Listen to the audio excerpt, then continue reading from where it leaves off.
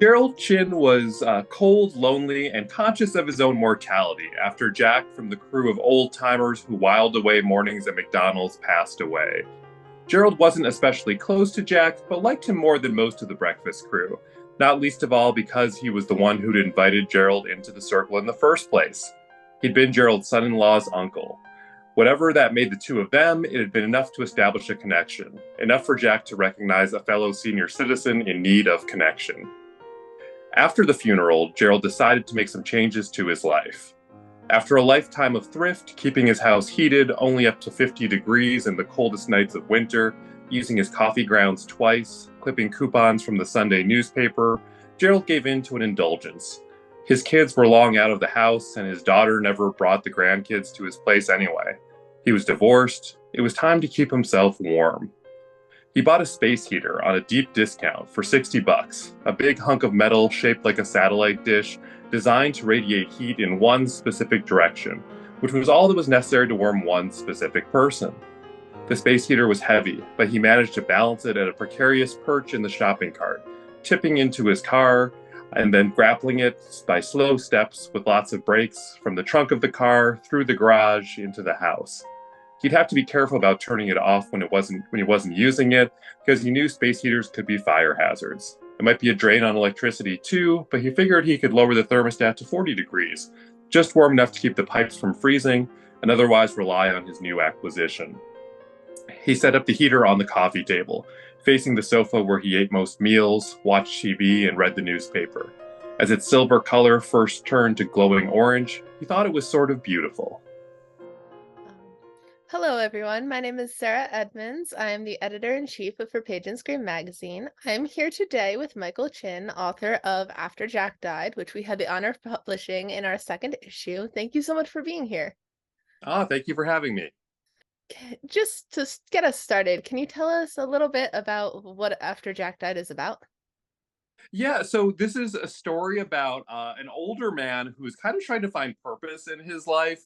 The title references a friend of his who passes away, and that's sort of the inciting incident in a way that happens kind of before the story even happens, that gets him to kind of come out of his shell a little bit and sort of try to connect more with some people who he might you have more kind of appreciable connections to. And of course, by the space heater that factors pretty heavily into the beginning and ends of the story. Mhm. Awesome. And what inspired you to write this story? Where does it come from? Yeah, so this story, it's part of a larger collection of linked stories I've been working on the last few years.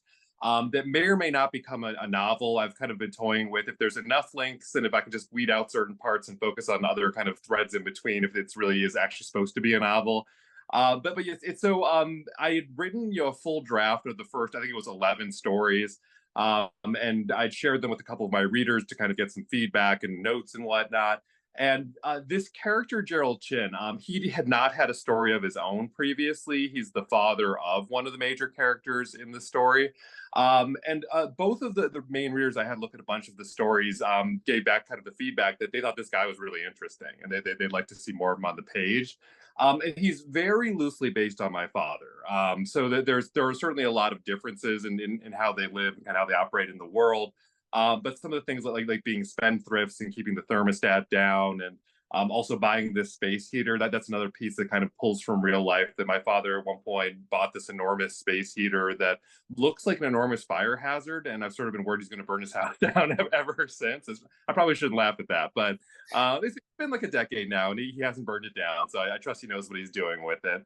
Um, but those pieces pretty directly kind of fed in. And so Gerald has certainly kind of become his own character, specifically with pursuing poetry and all that. That's nothing my father's ever done. But yeah, so he sort of overlaps with characters from other stories. Ultimately, Jack is also the father of another set of characters who kind of has a cameo in a couple other stories, and so it all sort of weaves together now. But this was actually the first standalone story from the that group of stories. It's actually has made its way out into the world, though. Hey, that's awesome.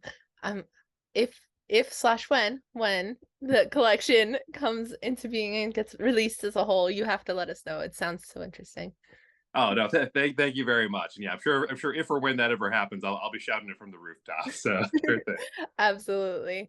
One thing that really drew a lot of our editors to this story was the character of Gerald and his age. And that sounds a little odd at first, but I feel like there aren't many stories out there that are written about characters over the age of 40 and that aren't just about endings. And the story is not just about endings. It starts with this title that implies endings after Jack died. It's very much a life has come to an end. We're looking at the afterwards of that. But we've already talked a little bit about inspiration, but did you discover anything new or interesting that specifically came from writing about an older character in this way? Yeah, I think it's a really good observation. I think you're right that they're sort of underrepresented in a lot of literature that we see, and yeah, and I think I myself I haven't written a ton about older characters. I have one other short story in the world that's very specifically about kind of the geriatric set, but yeah, I think that with this one, a lot of it was sort of exploring what happens when you've sort of already lived a life and yet you still have a life ahead of you, and so the kind of the sense of Gerald that I have is that he, felt as though he kind of already lived his life. He kind of resigned himself to, okay, I'm going to have these old people who I see at McDonald's who I'm just in a similar age bracket with. So by default, we'll be sort of friends, even though I don't like them. And then, kind of coming to that place of like, well, no, I'm still alive. And, my kids have their own lives. I don't see them very much anymore. What can I do to kind of, start my own life? And, the connections here, again, there's pieces here that borrow from different pockets of real life. For example, again, going back to my father, who is largely the inspiration for Gerald's character. After he divorced with my mother, he sort of started out sort of insular, and then he started a little bit of online dating, and then he that led to sort of a sort of career in ballroom dancing in the local scene that ultimately led to him meeting a bunch of other people, and now his girlfriend, who he's been with for like 5 or 6 years now, in ways that I never would have guessed any of this for him, right? But it's sort of that thing where there's some overlap in Gerald's journey, but again, some real differences there. But in that sense of that, in my head, he's sort of frozen as my father, who just kind of lives in our old house and kind of dodders around there. But he's still living his life, right? I mean, I haven't lived in that house for. I mean, now it's been more of my life I've lived out of the house than in it. So, with for him, it's a whole other kind of section of his life that I don't factor in that prominently. I see him here and there. We visit each other once every few years, but he's got his own kind of existence. And so I think just kind of unfurling all of that, getting into kind of Gerald's mind of what would this character still want to do? What's kind of the unfinished business? This whole poetry thing, I think for him is sort of a vague aspiration that it's like, well, I have nothing but time now and only so much of it. So maybe I do this. Maybe I see what happens and take this to an open mic night and be a complete fish out of water there. But that leads to kind of the next connection and onward from there.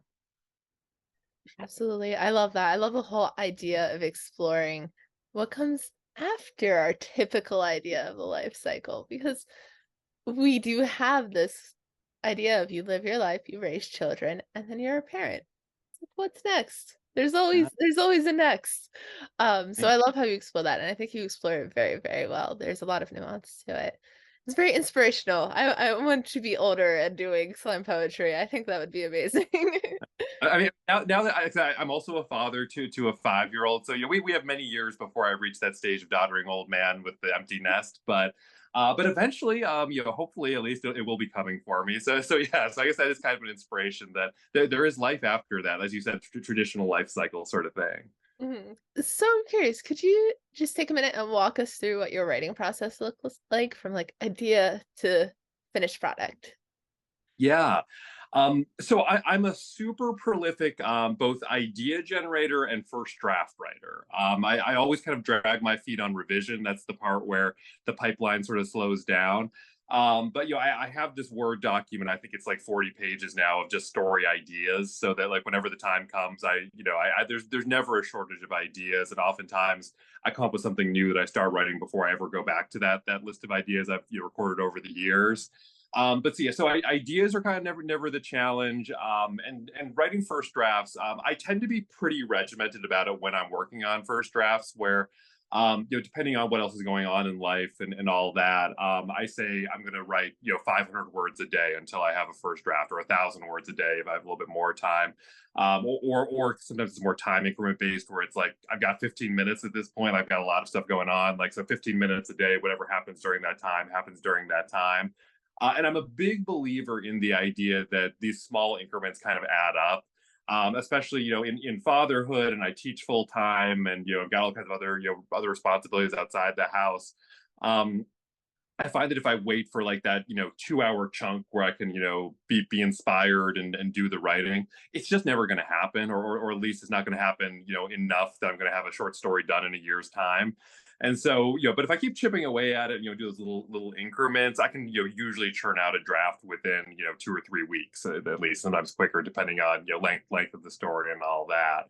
But yeah, so that's where all of these kind of linked stories in particular sort of came from. This was sort of height of the pandemic that I was working on all of these, and I had a little bit more time because I wasn't commuting to work during that time. But yeah, but this whole this project is one that I feel really strongly about, and so it's one that I'm trying to really do my due diligence. I think one of the consequences of sort of not embracing the revision process traditionally is that I tend to send out work a little before I probably should, and I still do that sometimes, but. I think there can be value in that because I'm not too precious about it, and I think I'm certainly not guilty of like, well, you waited like years and now it's kind of you haven't published anything in years, and where the time has passed for this story. Um, that's never been the problem, but I do run into the opposite issue sometimes, where I think I start sending something out and then realize, as the rejections start to flow in, like, oh yeah, that one really needed like two more drafts before it was going to be ready. So this collection, that's part of why After Jack Died is the first and today only story that it's made it out into the world. There's a couple other I've started sending out. This haven't made it anywhere yet. But the bulk of the stories are on draft two or draft three, and I'm pretty intensively kind of trying to rewrite them. There's a book by Matt Bell called "Refuse to Be Done" that's all about revision that I read over this past year, and really kind of took to heart, and sort of the idea of iterative drafting, and he has a whole thing about where possible, don't revise, rewrite. And so it's too easy just to hold on to sloppy stuff when you're just trying to be efficient about it. But if you say, I have this scene that I think the core of what happens, I want to keep in the manuscript, but it's not good the way that it is, just rewrite it. Just kind of you still have the version of, you still refer to it for specific notes and details, but on the whole, just rewrite it, and it's probably going to be better for that. So that's been a new part of my process, especially over the last year or so. I love that advice. I love that advice. I think it's always interesting to take that too and to look back at old work. And if you can see that it's bad, then that means you've grown and you've gained the skill to rewrite it better. Mhm. Right. So, are you inspired by any particular authors' works out there? Is there anyone you kind of like, oh, I want to write like them? Yeah. I'd say there's been a ton of influences, and I think one thing I sort of pride myself on is reading really widely, and Mm. so a lot of more traditional literary stuff. I try to read a fair amount of contemporary literature, just to kind of know what's going on, and be a part of that. But also reading more pop stuff, right? Like this will probably come up in other points of the conversation too, but I'm a huge professional wrestling fan. And so I think I really like kind of the nexus of where different influences can kind of come together. So, for example, right now I'm reading an old collection by John Cheever. Up in my queue is the autobiography of John Moxley, who's a fairly prominent professional wrestler. I don't know of very many authors who have the fusion of those two things going on in their head, right? And kind of letting them influence them. And not to say both are going to show up, very directly in my work, but yeah, but I do think, I think reading a lot of stuff, it kind of can unlock different things, especially in combination with each other. In the relatively recent history, Maggie Nelson was a big inspiration for me. I was reading a lot of her nonfiction and some of her poetry. There's Carrie Howley, whose book Throne I teach roughly every other year. That's Another book of nonfiction, although it plays with that line of fact and fiction in some really interesting ways. But yeah, a whole bunch of them. I'm trying to think of, there was someone I was just gonna name. Oh, Richard Russo is another one. But yeah, just trying to read a spectrum of stuff is kind of my biggest thing. I always refer to John Irving as sort of my gateway drug into to literature, and I've kind of, I don't want to say outgrown him, because obviously he's a really important American novelist. But as a teenager, I sort of wanted to be him, and I wrote a very bad Irving style novel at one point in my late teens, early 20s. And now I recognize I'm a very different author than he is, and there's parts of his work that I don't really like at this point. But nonetheless, he's sort of one of the OGs, as the kids say, and kind of influencing how I look at writing. I feel like we all have that one like very, very, very early novel that's just like, oh, I want to write that. And then Yeah. yeah. Speaking of where you got started, how did you first get into writing? Where did you start with that? Yeah, so that's one thing where I've just kind of always been a writer. So I remember when I was like 5 or 6 years old, when I first learned how to read. I never actually liked reading when I was like until I was like 10 or 11 or 12, somewhere in that range. Up until that point, I just liked the writing part of it. I like kind of the imagination piece of it, and a lot of it was really derivative, sort of fan fiction sort of stuff based on 8-bit Nintendo games. Like I think my first stories were based on Castlevania and Super Mario Brothers. And it wasn't by any stretch good writing, even for that age standard. Like I couldn't in good conscience tell a kid, oh, this is great. But it is something that I think I think a lot of my writing over the years, especially up until like into my mid to late 20s, even I would say, was all sort of laying a foundation for just getting in the habit of putting words on a page Mm. and sort of figure out how to do all of that. Um, I wrote, I think it was 4 novels throughout my high school years, and I self-published 2 of them at the time, and they're bad. I mean, especially the first one is just really bad, really just sort of derivative and kind of cliche, in all sorts of ways. But again, it's that whole getting reps in, getting the writing down, and then in college, my school didn't have a creative writing major properly. I had an English department, so I was an English major. And I took all the creative writing classes I could get into, and did a creative thesis. And I think that was a big step forward.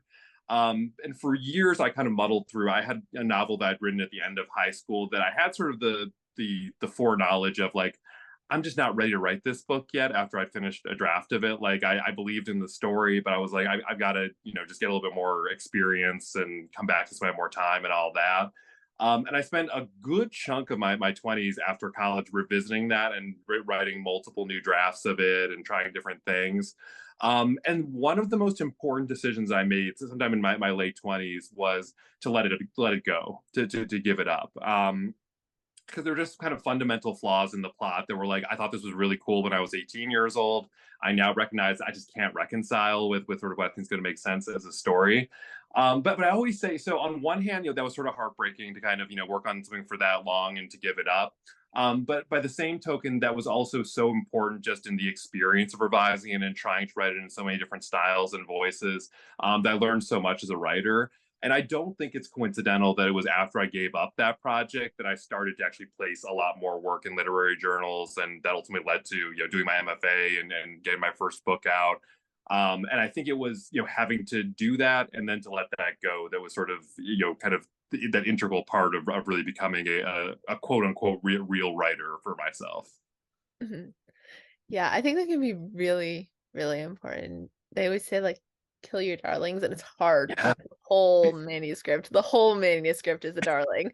Um, but the experience is definitely worth something. Absolutely. So you mentioned your first book. Could you tell us a little bit about it? Yeah, so my first book is You Might Forget the Sky Was Ever Blue. It's a short story collection put out by Duck Lake Books, which was, as it turned out, a very short-lived publisher. They kind of folded not too long after that book came out. Um, but it's mostly I sort of thought of it as like my greatest hits album of short stories. And so there are, I think it's three stories in the collection that are linked to each other, that have, you know, significantly overlapping characters and situations. But otherwise it's just sort of, you know, separate stories that, you know, I think thematically sort of speak to each other. It's very realist in its sensibility, has sort of a social consciousness to it. So the first story in the collection is called Prophecy, and it's my personal favorite story that I've published, and originally came out with the Iron Horse Literary Review. But it's just sort of a collage style thing that is sort of influenced by Maggie Nelson's Bluets, and sort of its structure.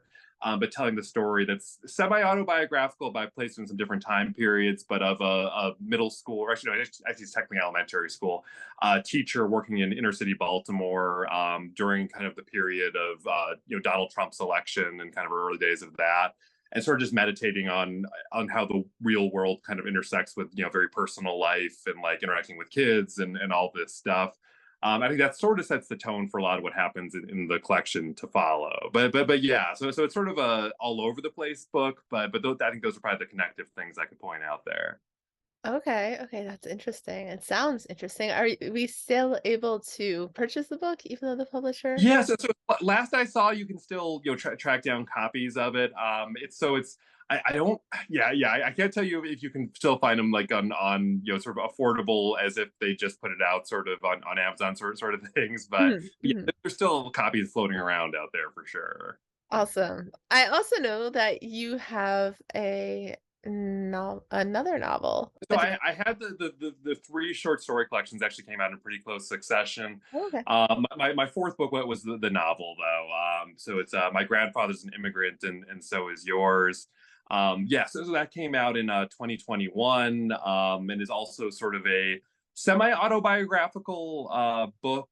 I actually had one review that totally got it wrong and sort of thought that it was a memoir, and I was like, you know, if you look into this at all, I'm like 20 years older than the main character here, so that doesn't really work out. But there are significant autobiographical elements that I've sort of, you know, put onto that. So that sort of works out. But yeah, yeah. Mhm. Yeah, and out of all of your collection books, since there are numerous, which one is your most recent? Tell us about your newest work. Yeah, so the newest one actually just came out this past February. So it's my first collection of essays. And yeah, it was a very specific sort of process that led to this project. I'd written probably about half the book, just as piecemeal essays, and some of them were actually blog posts and things like that I found in the world over the years. So I have another short story collection. As again, I'm a prolific drafter, right? So I have another short story collection, that I've been trying to get out there for years. Like, you know, I was starting to send it out at the same time as the late stages of sending out the first book, and I've been revising it, you know, ever since, and that's resending it out. But I was starting to get kind of frustrated because I'd made like a couple short lists, and so it got kind of close, but you know, it didn't ultimately get selected for those things.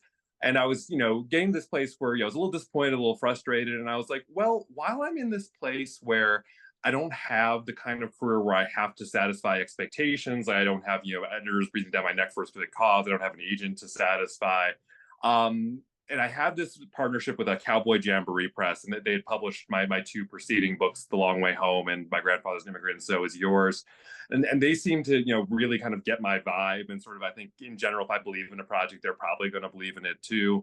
Um, like, why not take advantage of this and do the most esoteric thing I can that, you know, maybe only 20 people will read, but no one's going to be mad if only 20 people buy this book. It became this collection called Stories Wrestling Can Tell. As I referenced before, the whole, you know, wrestling kind of, you know, fanhood that's been a theme throughout my life.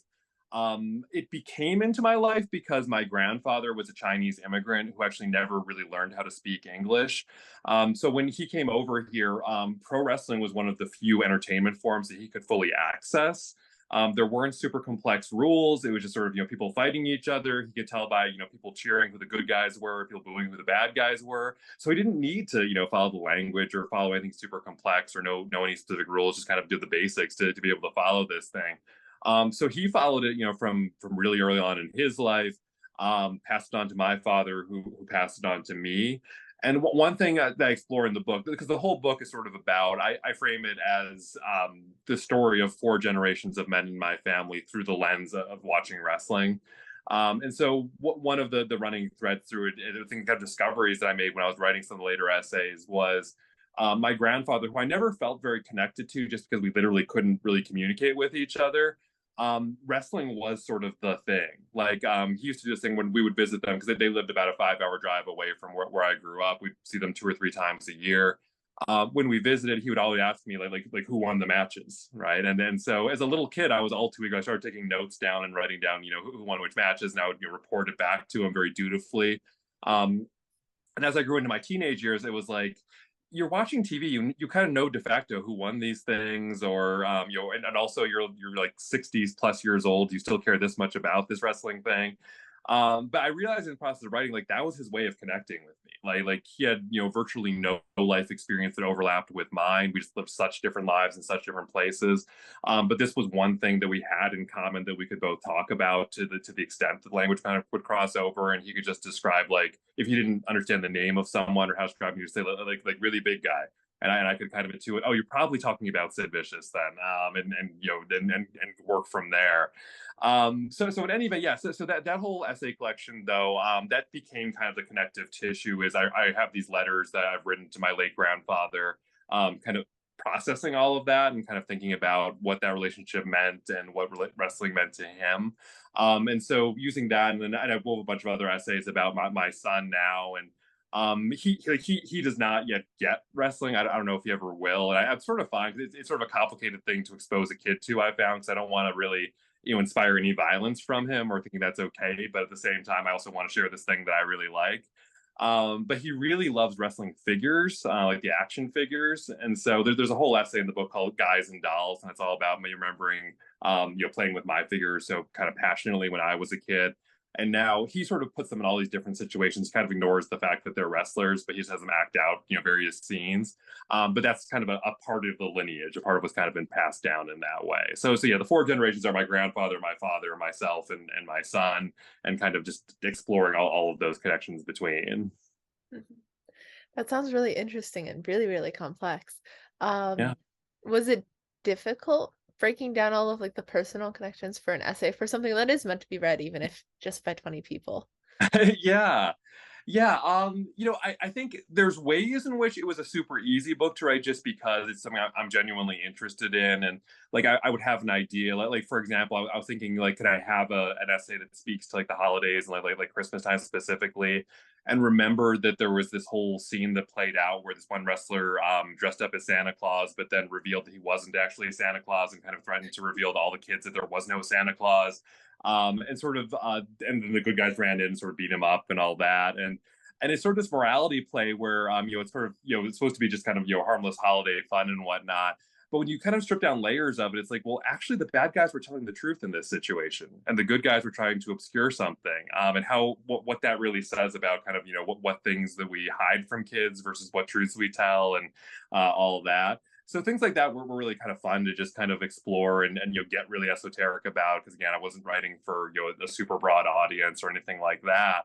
Um, but I will say, some of the stuff, for example, that there's an essay in there called "To Be a Father" that's just sort of meditating on my process of becoming a father and relating it to my father, who I always had kind of a complicated relationship with. Like, I've sort of arrived at a place in adulthood of, I think he was just doing the best he knew how. He just didn't know very well. And so, and a lot of us have those kinds of stories. But writing out some scenes of, like, that there's this one very specific core memory I have where I spilled some, I think it was iced tea or lemonade or something, and him looking at me and saying, all you ever do is make more work for other people. And he never apologized for it, and we've moved past it. I was like, probably like 8 or 9 years old when this happened. But kind of exploring that idea of, like, what kind of traumas do I hold on to that he doesn't even remember, right? That was just probably a passing moment for him that he has now read the book, so I imagine he remembers it now, but but I don't think that really stood out to him. And so stuff like that, it was difficult to parse, what I want to share in this space, and what's sort of fair, right? Because I was a little bit concerned with We all have parental issues. We all have, kind of parental trauma. And I think, I'm a big believer in the Flannery O'Connor quote that anyone who survives childhood has enough material to write about for a lifetime. And so I bring that into my fiction. I bring it into my nonfiction. But at the same time, not looking to be kind of unnecessarily cruel, right? And just kind of bring up like, here's a list of times my dad was mean to me, because that doesn't really help anything. I don't think it's a very interesting essay either. And so, figuring out where those lines were of what's useful to the narrative and what kind of speaks to other things I was trying to get at.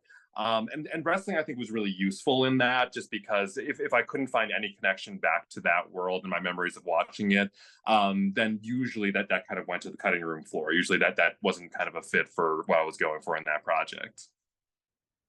Definitely. And this is a little bit more of a personal question, so you totally don't have to answer it if you Yeah. don't want to. But did you and your father have a conversation after he read the book? Have you talked about it at all? Yeah, so we've talked twice. Once after he read the first 50 pages, and once after he had finished the book. So after he read the first 50 pages, his exact response to it was, "This seems like a good summary of parts of your life," and that was it. And then the video call that we had later, because he was just testing out. He had a new tablet. He was seeing how video calling worked. And so we were talking. He was like, "Yeah, I didn't realize how into action figures and getting wrestlers' autographs you were." And that was it. And I'm actually not into getting wrestlers' autographs. Like, there's a whole thing about meeting wrestlers and getting my pictures taken with it. Is one of the essays is sort of about. But actually, I'm not a big autograph guy, so he sort of miscaptured that piece of it. But I did kind of read between the lines of a combination of some of this just sort of uncomfortable to talk about, and some of it he may have had sort of critique of like this is how I remember it, or this is what you're misremembering, or whatever. And I sort of appreciate that he had sort of the restraint to not get into that, because he's not really a big reader or anything like that. He reads the newspaper. That's sort of the extent of his reading. And so the fact that he read the book at all, I think this is the first of my books that he's read. And so yeah, so that I appreciate him having done, and engaging with it to that extent. But yeah, that was sort of the level of response he gave me. Okay. On a more technical level, was your process different since it was essays rather than fiction? I think I would probably liken it most to my writing my first book of fiction, where in both of the processes, the earliest stages of it, I didn't know I was writing this book. So specifically, I think the earliest piece that appears in the Stories Wrestling Can Tell is one. It's called a chemistry lesson, and it was something I'd written as a blog post, like I think like 11 or 12 years ago, and it was a reflection on basically I had this experience where in taking the AP chemistry exam in high school, my grandfather actually passed away like the week before the test was supposed to happen, and it led to this really kind of difficult but kind of practical choice of like, well, do I skip the AP test I've been studying for all year and give up kind of the college credit I was hoping to get, and so on and so forth, to go to the funeral, or do I miss like this rare family function where I probably would have met all these people I'll never see again, and so on and so forth, just to take this test. And I ended up staying and taking the test, and it's something that's always sort of been something in the back of my head of like, on one hand, like I am grateful that I only had to take one college science course, and that was because that was sort of my goal, to place out of stuff. I did pretty well in the test in a way that I don't think I would have if I had to do some sort of makeup situation months later. Um, on the other hand, it is this kind of gaping hole in kind of my family history that that my dad has explicitly said, like, yeah, there's people I didn't know existed who showed up at this funeral, who like it wasn't really cool for you to meet. So but anyway, that's a long way around to I wrote that just as a blog post, turned into a really long blog post, so I sort of had it in the back of my head like, this is probably more than this should just be a blog post. I probably should revise this at some point and try to do something more with it. But had no concept of writing a book of essays, let alone a book of essays about wrestling. And in that original version, wrestling was actually just like mentioned quickly as like a connection to my grandfather. I play it up significantly, which is bringing up like the kind of wrestling that was happening in that time period, and I would have been watching at the time. So that in the book, that version of it, factors in much more significantly. But anyway, I wrote that, no sense that it would be a book, and then the last essay of the collection, the Leo Burke finish, I wrote when I was in the middle of graduate school, and it's another kind of collage essay thing that's sort of heavily influenced by Maggie Nelson's style. that I published separately and sort of considered it the best nonfiction I'd written. And then there was another essay I wrote right after grad school about Dusty Rhodes and kind of his connection with his sons and how I viewed it with my father. And so those were kind of I consider those three to be sort of like tentpole essays of the collection that sort of kind of anchor the whole thing. But it wasn't until I decided like, oh, I'm going to do this essay thing and this esoteric book about wrestling, that I started putting those together and other stuff I'd already written, and then started writing kind of the other half or so of the book. But I liken that again just to the first short story collection, because I didn't even really know that you do short story collections. Like, I knew they existed. I'd read them, but I didn't necessarily have any sense that's what I was going to do when I started writing the earliest stories that appear in that collection. It was really only in grad school that I kind of wrapped my head around, oh wait, this should kind of be the goal. Like so all of these stories that I'm writing in grad school, because I think there's like 6 or 7 stories that are ones that I wrote, or at least first drafted in my MFA program, that appear in that book. And then another one of the stories was one of my application stories that I applied to graduate school with. And the rest are stuff that I wrote afterwards. But it was a similar process of just writing kind of the best short things that I knew how, and then ultimately they wound up sort of being this bigger thing that fit together.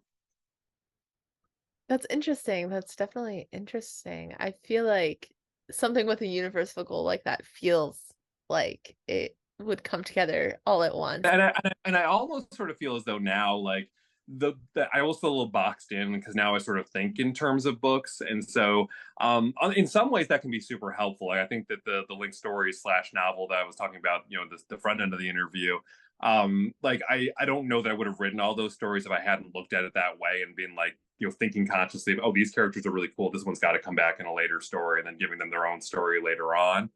um so that can be helpful in kind of generating more stuff and thinking about things in more complex ways.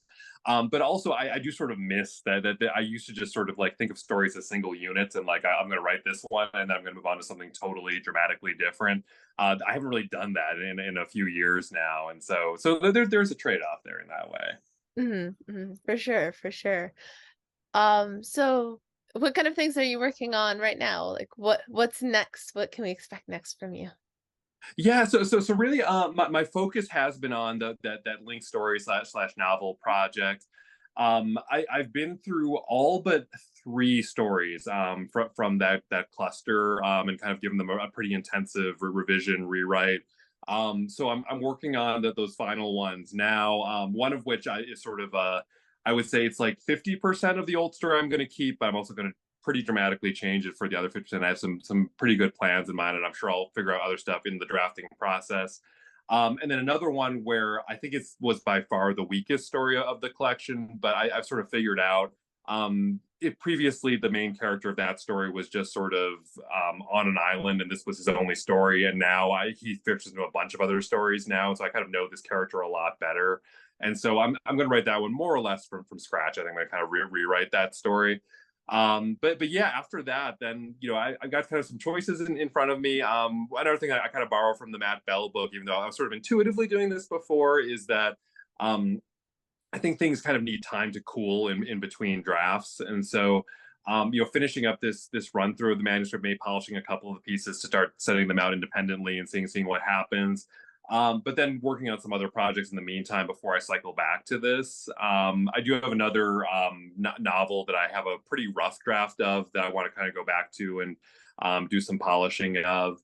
And then I have 2 other ideas for novels in kind of broad strokes that I've done some like outlining and brainstorming. I have a whole bunch of notes saved on my phone and my email about, that should at least kind of get those notes together and figure out what's happening. But yeah, to more immediately answer your question, though, it's sort of seeing through this link story project, and again, kind of seeing if there might be some individual pieces I'll start sending now versus ones I'm going to keep reworking later on. No, I mean, I'll just throw out this might be in my bio anyway, but MikeTchin.com is my main website, and anyone who's interested in learning more about these projects, I do my best to keep that pretty up to date. So I think everything significant is on there, and so welcome folks, check that out. And there's contact info there, so if anyone wants to be in touch, please feel free.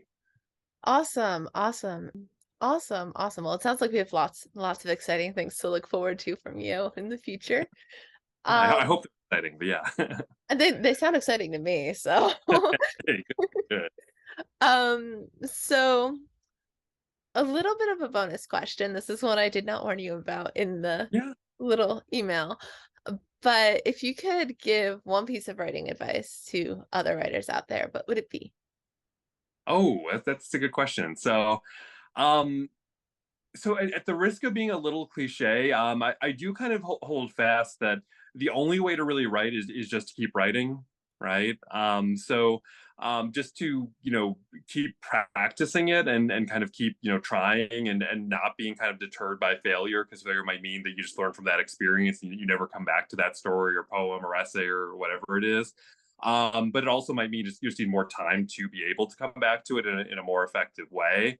But yes, so to keep writing, to keep reading, I think that's another piece of the puzzle that, despite being so kind of obvious and intuitive, that for years I was sort of resistant to. I referenced being a kid, and I loved writing before I loved reading. But even when I did start to love reading, I would often go like long stretches where I wasn't really reading anything. And sometime I think it was in my 20s, I sort of started a more regimented thing where I said, okay, I'm going to just read at least 2 books a month. And like one of those times I read like Ulysses, and so like I was like, okay, this can just be its own thing for like 2 months. But otherwise, I'm going to read just like 2 books a month of like more standard length things, which became just sort of useful. It's a little overly regimented for some people, and even for me, it didn't always work out. But I think it was helpful just for a degree of accountability of I'm always going to be reading something. Or if I go like a month and I haven't finished a book, and it wasn't like I was just reading a super long book, then it's sort of like I probably should be reading a little bit more, right? Like, did I go that month without watching any TV? Probably not. So what can give here, right? So making time for that, continual reading, continual writing. I'm a big believer that everyone sort of has their own way of approaching these things, and as long as it's working for you, I'm not going to tell you should change it. But if it isn't working for you, then maybe you should consider changing it.